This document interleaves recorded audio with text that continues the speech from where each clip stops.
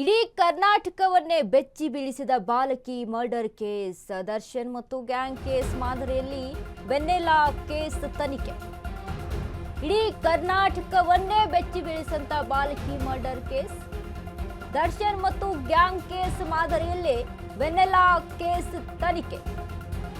ಬಾಲಕಿ ವೆನ್ನೆಲಾ ಹತ್ಯೆ ಪ್ರಕರಣ ತನಿಖೆ ಮತ್ತಷ್ಟು ಚುರುಕುಗೊಂಡಿದೆ. ರೇಣುಕಾಸ್ವಾಮಿ ಕೇಸ್ ರೀತಿಯೇ ವೆನ್ನೆಲಾ ಕೇಸ್ ಇನ್ವೆಸ್ಟಿಗೇಷನ್ ನಡೀತಾ ಇದೆ. ವೈಜ್ಞಾನಿಕವಾಗಿ ತನಿಖೆ ನಡೆಸಲು ಮುಂದಾದ ಪೊಲೀಸರು. ಎಸಿಪಿ ಅನುಷಾ ನೇತೃತ್ವದಲ್ಲಿ 3 ತಂಡಗಳ ರಚನೆಯಾಗಿದೆ. ಪ್ರತಿಯೊಂದು ತಂಡಕ್ಕೂ ಪ್ರತ್ಯೇಕ ಕೆಲಸವನ್ನ ನಿಯೋಜನೆ ಮಾಡಲಾಗಿದೆ. ರೇಣುಕಾಸ್ವಾಮಿ ಕೇಸ್ಗೂ ಇದಕ್ಕೂ ಏನ್ ಸಂಬಂಧ ಅಂತ ನೋಡಿದ್ರೆ, ಅದೇ ಮಾದರಿಯಲ್ಲಿ ಈ ಪ್ರಕರಣ ತನಿಖೆ ಯಾಕೆ ಅಂತ ಗಮನಿಸಿದ್ರೆ ಸಾಕಷ್ಟು ವಿಷಯಗಳಿದಾವೆ. ಇಡೀ ಕರ್ನಾಟಕವನ್ನೇ ಬೆಚ್ಚಿ ಬೀಳಿಸಿದ ಕಾಡುಗೋಡೆ ವೆನ್ನೆಲಾ ಮರ್ಡರ್ ಕೇಸ್. ದರ್ಶನ್ ಮತ್ತು ಗ್ಯಾಂಗ್ ಯಾವ ರೀತಿಯಾಗಿ ಅಲ್ಲಿ ಒಂದು ಮರ್ಡರ್ ಆಗಿತ್ತು, ಅದ್ರ ಬಗ್ಗೆ ಯಾವ ರೀತಿಯಾಗಿ ತನಿಖೆ ಆಗಿತ್ತು, ಪೊಲೀಸರು ಎಷ್ಟೆಲ್ಲ ನಿಗಾ ವಹಿಸಿಕೊಂಡು ತನಿಖೆಗೆ ಮುಂದಾಗಿದ್ರು, ಅದೇ ರೀತಿಯಲ್ಲಿ ರೇಣುಕಾಸ್ವಾಮಿ ಕೇಸ್ ಇನ್ವೆಸ್ಟಿಗೇಷನ್ ಯಾವ ರೀತಿಯಾಗಿತ್ತೋ ಅದೇ ರೀತಿಯಲ್ಲಿ ವೆನ್ನೆಲಾ ಕೇಸ್ ಕೂಡ ಇನ್ವೆಸ್ಟಿಗೇಷನ್ ಆಗ್ತಾ ಇದೆ. ಎಸಿಪಿ ಅನುಷಾ ನೇತೃತ್ವದಲ್ಲಿ 3 ತಂಡಗಳ ರಚನೆಯಾಗಿ ಇನ್ವೆಸ್ಟಿಗೇಷನ್ ನಡೀತಾ ಇದೆ. ಅದೇ ಮಾದರಿಯಲ್ಲಿ ಇನ್ವೆಸ್ಟಿಗೇಷನ್ ನಡೆಸ್ತಾ ಇದ್ದಾರೆ 3 ತಂಡಗಳಾಗಿ. ಈ ಒಬ್ಬ ಪಾಪಿ ತಾಯಿ, ಕ್ರೂರಿ ತಾಯಿ ಆ ಪುಟ್ಟ ಮಗುವನ್ನ ಸಾವಿಗೆ ಕಾರಣ ಆಗ್ತಾಳೆ. ಈ ಮೋಹನ್ ಎಂಬಾತ, ಆರೋಪಿ ಮೋಹನ್, ಆ ಚಿಕ್ಕ ಮಗುವನ್ನ ಐಸ್ ಕ್ರೀಮ್ಗೋಸ್ಕರ ಉಸಿರುಗಟ್ಟಿಸಿ ಅದಕ್ಕೆ ಹಿಂಸೆ ಮಾಡಿ ರೇಣುಕಾಸ್ವಾಮಿ ಕೇಸ್ನ ಮಾದರಿಯಲ್ಲಿ ಕಾಕಿ ತನಿಖೆಯನ್ನ ಮುಂದುವರಿಸಿರುವಂತದ್ದು. ಆರೋಪಿಗಳು ಸುತ್ತಾಡಿರುವ ಸ್ಥಳದ ಮಾಹಿತಿಯನ್ನ ಸಂಗ್ರಹ ಮಾಡ್ಕೊಳ್ತಾ ಇದ್ದಾರೆ. ಎಲ್ಲೆಲ್ಲಿ ಹೋಗಿದ್ರು, ಕೃತ್ಯದ ದಿನದ ಸಿಸಿಟಿವಿ ದೃಶ್ಯಗಳ ಸಂಗ್ರಹಕ್ಕೆ ಪ್ರಯತ್ನವನ್ನ ಮಾಡ್ತಾ ಇದೆ ಪೊಲೀಸರ ತಂಡ. ಪ್ರತಿಯೊಂದು ಸ್ಥಳದಲ್ಲಿ ಕಾಕಿ ಖುದ್ದಾಗಿ ತೆರಳಿ ಪರಿಶೀಲನೆ ಮಾಡ್ತಾ ಇದೆ. ಆರೋಪಿಗಳು ಮಗು ಧರಿಸಿದ ಬಟ್ಟೆಗಳ ಸಂಗ್ರಹಕ್ಕೆ ಯತ್ನವನ್ನ ಮಾಡ್ತಾ ಇದ್ದಾರೆ. ತಾಂತ್ರಿಕ ಮತ್ತು ಸಾಂದರ್ಭಿಕ ಸಾಕ್ಷ್ಯಗಳ ಸಂಗ್ರಹಕ್ಕೆ ಒತ್ತನ್ನು ನೀಡ್ತಾ ಇದ್ದಾರೆ. ಮೊಬೈಲ್ ಫೋನ್ ಡೇಟಾ ರಿಟ್ರೀವ್ ಮಾಡಿ ಪರಿಶೀಲನೆ. ಎಲ್ಲಾ ವಸ್ತುಗಳನ್ನ ಎಫ್ಎಸ್ಎಲ್ಗೆ ರವಾನಿಸಿ ಪರೀಕ್ಷೆ ನಡೆಸಲಾಗ್ತಾ ಇದೆ.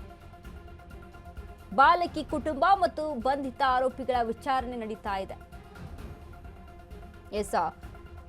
ಟೆಕ್ನಿಕಲ್ ಎವಿಡೆನ್ಸ್ ಏನಿತ್ತು ಎಲ್ಲವನ್ನ ಕೂಡ ಕಲೆ ಹಾಕ್ತಾ ಇರುವಂಥದ್ದು. ಸಿಸಿಟಿವಿಯ ದೃಶ್ಯಾವಳಿಗಳು, ಎಲ್ಲಿ ಹೋಗಿದ್ರು, ಇನ್ನು ಕೋಲಾರ್ಗೆ ಯಾವುದೇ ಒಂದು ಸೆಲೆಬ್ರೇಷನ್ಗೆ ಅಂತ ಹೋಗಿದ್ರು ಅನ್ನುವಂಥದ್ದಿದೆ ಇನ್ಫಾರ್ಮೇಷನು. ಮಗು ಶವವನ್ನ ಇಟ್ಟೆ ಓಡಾಟವನ್ನು ನಡೆಸಿದ್ರು ಅನ್ನುವಂಥ ಇನ್ಫಾರ್ಮೇಷನ್ ಇದೆ. ಇನ್ನು ಮನೆಯಲ್ಲಿ ಆ ಮಗುವನ್ನ ಮಲಗಿಸಿದ್ರು ಅನ್ನುವಂಥದ್ದು. ಸೊ ಅಲ್ಲಿ ಮನೆಯಲ್ಲಿ ಸಿಕ್ಕಂಥ ಸಾಕ್ಷ್ಯಗಳ ಸಂಗ್ರಹಕ್ಕೆ ಪೊಲೀಸರು ಮುಂದಾಗಿರುವಂಥದ್ದು. ಇನ್ನು ಟೆಕ್ನಿಕಲ್ ಎವಿಡೆನ್ಸ್ಗಳನ್ನು ಕಲೆ ಹಾಕ್ತಾ ಇದ್ದಾರೆ. ಎಲ್ಲೆಲ್ಲಿ ಓಡಾಟ ನಡೆಸಿದ್ರು ಈ ಆರೋಪಿಗಳು, ಇನ್ನು ಆ ಮಗುವಿಗೆ ಇನ್ನೂ ಯಾವ ರೀತಿಯಾದಂಥ ಏನಾದರೂ ಚಿತ್ರಹಿಂಸೆಯನ್ನು ಕೊಟ್ಟಿದ್ದಾರಾ, ಏನಾಗಿತ್ತು, ಇದೆಲ್ಲದರ ಬಗ್ಗೆ ಎವಿಡೆನ್ಸ್ಗಳನ್ನು ಕಲೆ ಹಾಕ್ತಾ ಇದ್ದಾರೆ. ಈ ಬಗ್ಗೆ ಮತ್ತಷ್ಟು ಅಪ್ಡೇಟ್ಸ್ ಅನ್ನ ಕೊಡ್ತಾರೆ ನಮ್ಮ ಪ್ರತಿನಿಧಿ ಅರುಣ್. ಅರುಣ್, ಈಗಾಗಲೇ ವೆನ್ನೆಲಾ ಕೇಸ್ ವಿಚಾರಕ್ಕೆ ಸಂಬಂಧಪಟ್ಟಂತೆ ಪೊಲೀಸರು ಕೂಡ ತನಿಖೆಯನ್ನು ನಡೆಸ್ತಾ ಇರುವಂತದ್ದು, ಏನೆಲ್ಲ ಇನ್ಫಾರ್ಮೇಶನ್ ಇದೆ ಅರುಣ್ ಈ ಬಗ್ಗೆ?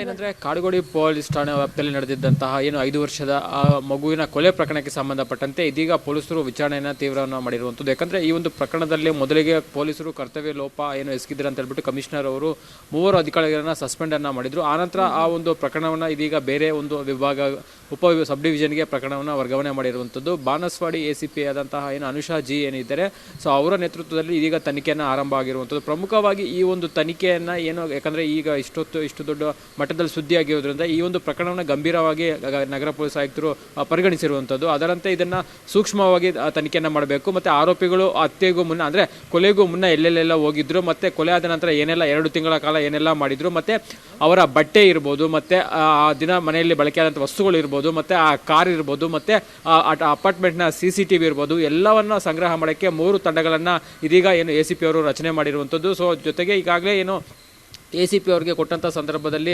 ಈಗ ತನಿಖೆಯನ್ನು ಸಹ ಆರಂಭ ಮಾಡಿರುವಂಥದ್ದು. ಜೊತೆಗೆ ಅನುಷ್ ಅವರು ಈಗಾಗಲೇ ಆ ಸ್ಪಾಟ್ ಏನು ವೆನ್ನೆಲ್ಲ ಇದ್ದಂತಹ ಮನೆ ಸ್ಪಾಟ್ ಏನಿತ್ತು, ಆ ಒಂದು ಅಪಾರ್ಟ್ಮೆಂಟ್ ಇರ್ಬೋದು, ಅಪಾರ್ಟ್ಮೆಂಟ್ಗೂ ಸಹ ಹೋಗಿ ಬಂದಿರುವಂಥದ್ದು. ಮತ್ತು ಆರೋಪಿಗಳನ್ನು ಇಬ್ಬರು ಸಹ, ಯಾಕಂದರೆ ಮೋಹನ್ ಮತ್ತು ಪ್ರಿಯಾಂಕಾ ಇಬ್ಬರನ್ನು ಸಹ ಕಾಡುಗೋಡಿ ಪೊಲೀಸರು ಬಂಧಿಸಿರುವಂಥದ್ದು. ಅವರನ್ನು ಇದೀಗ ಏನು ಕಾಡುಗೋಡಿ ಪೊಲೀಸರ ಸುಪರ್ತಿಯಿಂದ ಬಾನಸವಾಡಿ ಪೊಲೀಸ್ ಠಾಣೆಗೆ ಕರ್ಕೊಬಂದು ಅವರನ್ನು ಪ್ರತ್ಯೇಕವಾಗಿ ವಿಚಾರಣೆಯನ್ನು ಮಾಡ್ತಾ ಇರುವಂಥದ್ದು. ಯಾಕಂದರೆ ಈ ಒಂದು ಪ್ರಕರಣದಲ್ಲಿ ಪ್ರಮುಖವಾಗಿ ಏನು ಕೊಲೆಯ ಉದ್ದೇಶ ಏನಿತ್ತು, ವೆನ್ನೆಲ್ಲನ ಕೊಲೆ ಮಾಡೋಕ್ಕೆ ಏನಾದರೂ ಬೇರೆ ಉದ್ದೇಶ ಇತ್ತಾ ಅನ್ನೋದ್ರ ಬಗ್ಗೆನೂ ಸಹ ತನಿಖೆಯನ್ನು ಮಾಡ್ತಾ ಇದ್ದಾರೆ.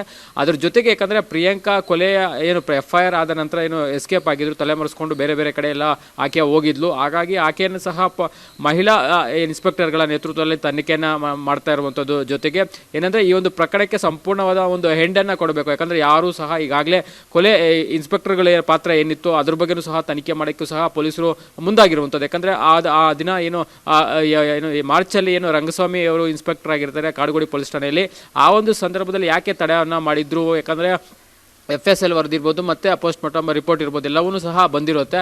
ಆದರೆ FIR ರಿಜಿಸ್ಟರ್ ಮಾಡಿಸ್ಕೊಳ್ಳೋಕ್ಕೆ ಸುಮಾರು 2 ತಿಂಗಳ ಕಾಲ ತಡವನ್ನು ಯಾಕೆ ಮಾಡಿದ್ರು ಅನ್ನೋದ್ರ ಬಗ್ಗೆಯೂ ಸಹ ತನಿಖೆಯನ್ನು ಮಾಡ್ತಾ ಇರುವಂಥದ್ದು. ಯಾಕಂದರೆ ಏನು ಪೊಲೀಸ್ ಮೂಲಗಳ ಮಾಹಿತಿ ಪ್ರಕಾರ ಕೆಲವೊಂದಷ್ಟು ಟೆಸ್ಟ್ಗಳಿರ್ಬೋದು ಮತ್ತು FSL ರಿಪೋರ್ಟ್ಗಳು ಬಂದಿಲ್ಲ. ಹಾಗಾಗಿ ಅವರು ತಡ ಮಾಡಿದ್ರು FIR ರಿಜಿಸ್ಟರ್ ಮಾಡ್ಕೊಳ್ಳೋಕೆ ಅನ್ನೋದು ಸಹ ಮಾಹಿತಿ ಇದೆ. ಆದರೆ ಅದನ್ನೆಲ್ಲವನ್ನೂ ಸಹ ಒಂದು ಟೈಮ್ ಲೈನನ್ನು ಫ್ರೇಮನ್ನು ಫಿಕ್ಸ್ ಮಾಡಬೇಕಾಗುತ್ತೆ. ಯಾಕಂದರೆ ಯಾವತ್ತು ಏನು UDR ಕೇಸನ್ನು ರಿಜಿಸ್ಟರ್ ಮಾಡ್ಕೊಂಡಿದ್ರು ಮತ್ತು ಯಾವತ್ತು ಯಾವ್ಯಾವ ರಿಪೋರ್ಟ್ ಬಂದಿತ್ತು ಅನ್ನೋದ್ರ ಬಗ್ಗೆಯೂ ಸಹ ಈ ಸಂಬಂಧಪಟ್ಟಂತಹ ಏನು ಪೋಸ್ಟ್ ಮಾರ್ಟಮ್ ಮಾಡಿದಂತಹ ವೈದ್ಯರು ಯಾರಿದ್ದಾರೆ, ಸೊ ಅವ್ರಿಗೂ ಸಹ ಪೊಲೀಸರು ಇದ್ರ ಬಗ್ಗೆ ಹೇಳಿಕೆ ಕೊಡಬೇಕಂತ ನೋಟಿಸನ್ನು ಕೊಟ್ಟಿರುವಂಥದ್ದು. ಸದ್ಯಕ್ಕೆ ಬಾನಸವಾಡಿ ACP ನೇತೃತ್ವದಲ್ಲಿ ತನಿಖೆಯನ್ನು ಮಾಡ್ತಾ ಇರುವಂಥದ್ದು. ಪ್ರಮುಖವಾಗಿ ಏನು ದರ್ಶನ್ ಅಂದರೆ ರೇಣುಕಾಸ್ವಾಮಿ ಕೊಲೆ ಪ್ರಕರಣ ಏನಾಯಿತು, ಆ ಒಂದು ಸಂದರ್ಭದಲ್ಲಿ ಯಾವ ರೀತಿ ತನಿಖೆಯನ್ನು ಮಾಡಿದ್ರು ಪೊಲೀಸರು, ಅದೇ ರೀತಿ ತನಿಖೆನ ಈ ಒಂದು ಪ್ರಕರಣದಲ್ಲೂ ಸಹ ಮಾಡ್ತಾ ಇರುವಂಥದ್ದು. ಯಾಕಂದರೆ ಒಂದು ಹತ್ಯೆಗೂ ಮುನ್ನ ಯಾವ ರೀತಿ ಆರೋಪಿಗಳು ಒಂದು ಎಲ್ಲೆಲ್ಲ ಹೋಗಿದ್ರು ಮತ್ತೇನು, ಮತ್ತು ಹತ್ಯೆ ಆದ ನಂತರ ಏನೆಲ್ಲ ಪ್ಲಾನ್ಗಳನ್ನು ಮಾಡಿದ್ರು ಅನ್ನೋದ್ರ ಬಗ್ಗೆ ಟೆಕ್ನಿಕಲ್ ಎವಿಡೆನ್ಸ್ CCTV ಇರ್ಬೋದು ಮತ್ತು ಮೊಬೈಲ್ ಏನಿರೋ ಎವಿಡೆನ್ಸ್ ಇರ್ಬೋದು, ಎಲ್ಲವನ್ನೂ ಸಹ ಪೊಲೀಸರು ಕಲೆಕ್ಟ್ ಮಾಡ್ತಾರೆ ಮತ್ತು ವಿಚಾರಣೆ ಮಾಡ್ತಾ ಇರುವಂಥದ್ದು.